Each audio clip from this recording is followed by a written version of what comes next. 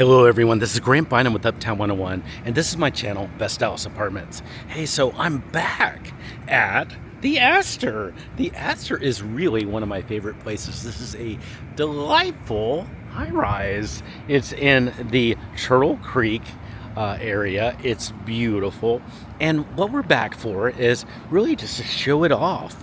I filmed it actually in detail about 2 previous times, but I've got a newer camera. It's nice, and I think you're gonna like the footage a lot better.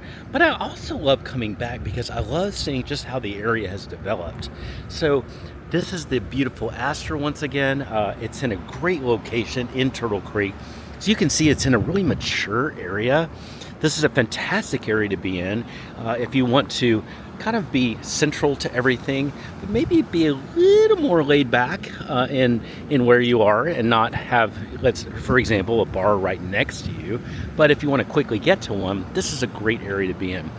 What we're going to do is we're going to refilm. We're going to film probably take about 12 videos. These are really short videos, and they're all on the playlist.